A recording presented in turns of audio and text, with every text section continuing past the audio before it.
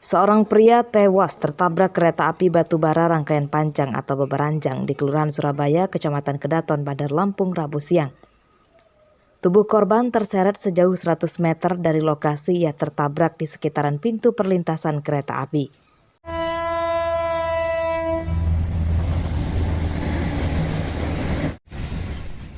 Polisi tidak mendapati kartu identitas atau barang berharga lain dari tubuh korban. Warga sekitar juga tidak mengenali identitas korban. Diduga korban berasal dari daerah lain. Menurut saksi, korban sebelumnya berjalan di rel kereta api usai makan nasi uduk di salah satu warung. Korban diduga sedang melamun hingga tak mendengar klakson kereta api yang datang dari arah Sumatera Selatan menuju Bandar Lampung. Jalan ke sana, baru ada kereta di sana, baru ketabrak sana. Bu, kalau dari kita sendiri kenal nggak sih Bu dengan korban ini Bu? Nggak kenal. Oh, Baru ini kenal, makan uduk tadi. baru makan uduk tadi. Kenal itu. Nah, tadi waktu dia lagi jalan-jalan sih melamun atau gimana Bu? Enggak, biasa aja. Orang tanyain juga jawab sama aku, nah terus ya itu tadi jawabnya, mau kemana sih Om? Lah kemana aja Bu? Tuh. Jenazah dievakuasi ke Rumah Sakit Umum Daerah Abdul Muluk, Bandar Lampung. Ciri-ciri korban berusia sekitar 50 tahun, postur badan gempal, mengenakan kaos dan celana warna hitam dan sepatu biru. Bagi warga yang kehilangan anggota keluarganya seperti ciri-ciri tersebut, diminta melapor ke Kepolisian Bandar Lampung atau mendatangi Rumah Sakit Umum Daerah Abdul Muluk, Bandar Lampung. Jeffrey Arifin melaporkan dari Bandar Lampung.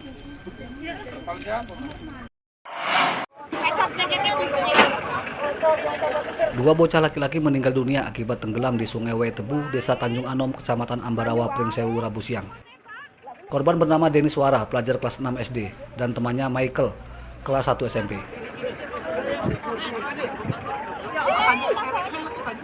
Keduanya tenggelam saat bermain di Sungai Wetebu bersama 5 teman lainnya.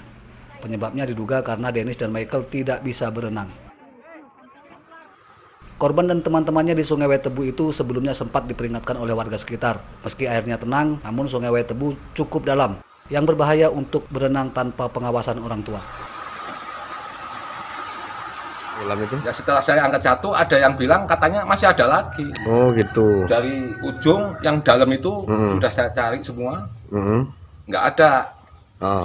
Lantas saya bilang sama orang itu kan nggak ada yang berani berenang.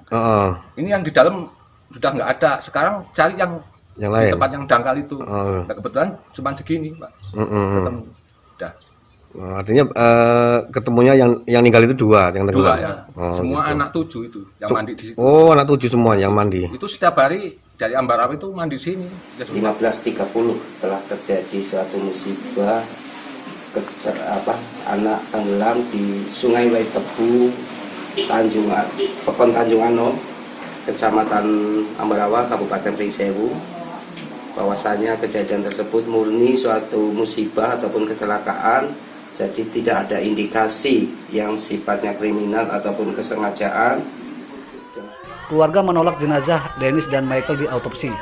Polisi dan warga kemudian membawa jenazah Denis dan Michael ke rumah duka di Desa Ambarawa Barat, Pringsewu. Ari Susanto melaporkan dari Pringsewu. Rafa mana? Rafa ngaji. Wis.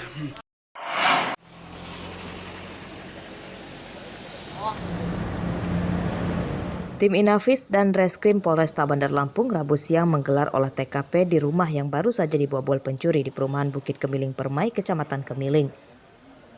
Rumah ini milik polisi Pesawaran bernama Bribka Arif Nazola.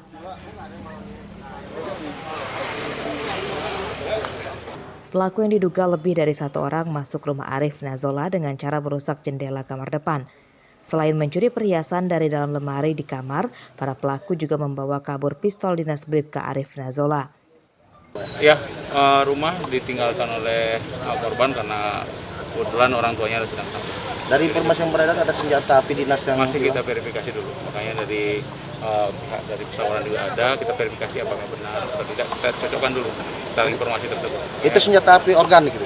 Kita belum tahu dulu, karena kita belum tahu surat-surat yang lengkap, masih kita koordinasikan dengan Polres Pesawaran. Tapi itu milik anggota itu ya Pak? Kita belum tahu juga, kita cek dulu di Polres Pesawaran nanti. Ya.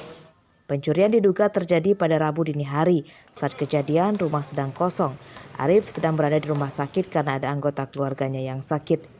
Pencurian baru diketahui Arif saat baru pulang dari rumah sakit. Kalau informasi kan subuh kejadiannya. Subuh. Kalau kejadiannya sih informasinya subuh.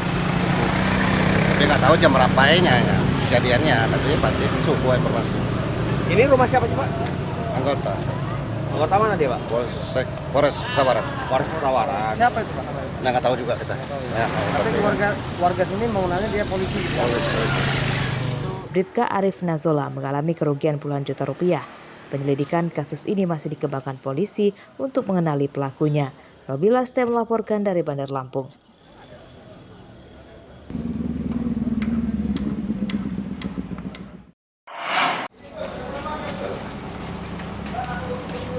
Tiga penjual narkoba ditangkap polisi Polres Waikanan Rabu siang. Ketiganya bernama Faizun, warga negara Batin, dan Marjari, warga negeri besar Waikanan. Seorang lagi bernama Marwan, warga Kelurahan Sukapura, Kecamatan Cilincing, Jakarta Utara, yang berperan sebagai pemasoknya. Beratnya berapa, itu akan dilabelkan. Ketiga tersangka ditangkap di dua lokasi berbeda di Waikanan dalam waktu sepekan terakhir.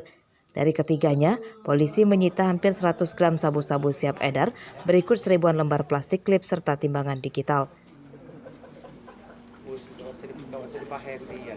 Pemeriksaan polisi mengungkap bahwa sabu-sabu yang dijual oleh Faizun dan Marjari dipasok dari Jakarta. Sabu-sabu diantarkan langsung oleh pemasoknya ke Waikanan dengan menyamar sebagai penumpang bus atau travel. Sebagaimana tercantum dalam pasal 114 ayat 2, subsidiar 112 ayat 2 Undang-Undang RI nomor 35 tahun 2009 dengan ancaman hukuman pidana mati, pidana penjara seumur hidup atau pidana paling singkat 6 tahun dan paling lama 20 tahun. Penyidikan kasus ini masih akan dikembangkan polisi untuk mengejar pengendali serta konsumen sabu-sabu di Waikanan. Atas perbuatannya, ketiga tersangka terancam hukuman 20 tahun penjara. Ardi Yohaba melaporkan dari Waikanan. Ini mana yang